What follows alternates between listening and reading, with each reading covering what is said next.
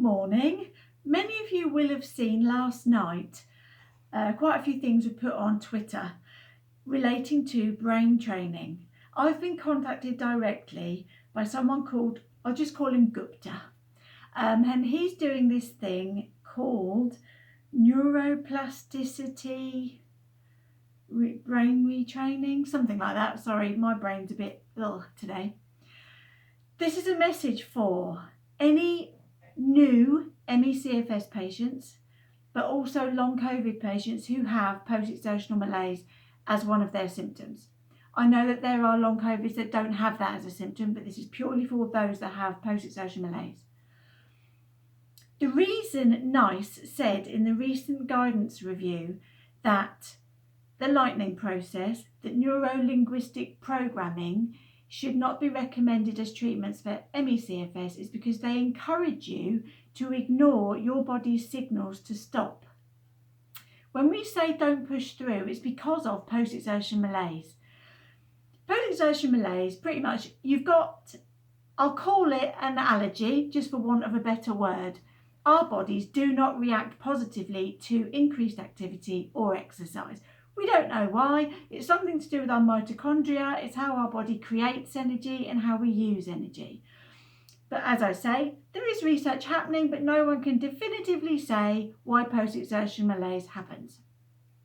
So, knowing that, anything that encourages you to use positive thinking, to push through, to ignore your symptoms, to ignore your false sickness beliefs, that you are deconditioned, don't listen to it. Absolute nonsense. And the problem is, at the moment, in the last week, I've seen 3 or 4 new research studies specifically targeting long COVID patients to take part in this brain retraining.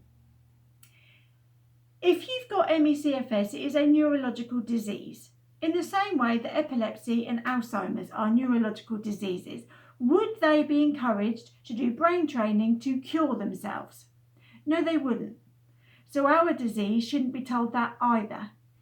So, as I say, whether you are new to ME/CFS from any virus or any trigger, or if you are a long COVID with post-exertion malaise, please do think twice.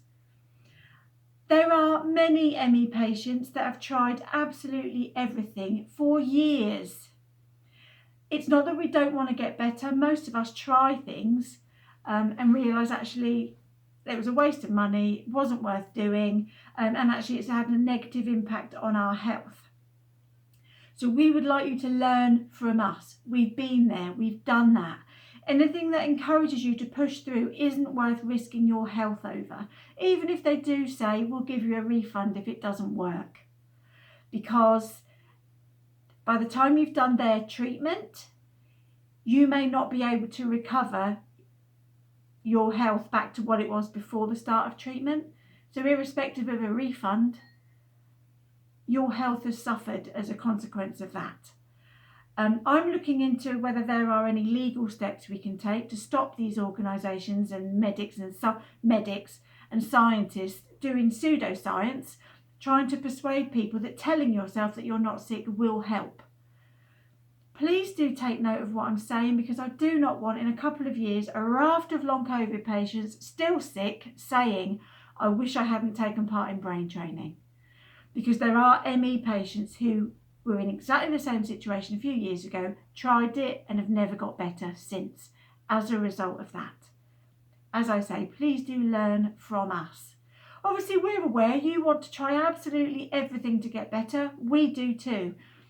But when the risks outweigh the possible benefits, it's just not. Personally, I wouldn't risk it. I would not risk it. Particularly as many long COVIDs are recovering. Do you want to risk recovering to do pseudoscience that may or may not work and is proven to not work with a very similar illness? Anyway, that's my point for today. Please do take care of yourselves, rest up, don't try to push through. It doesn't work if you've got post-exertion malaise. Thank you very much.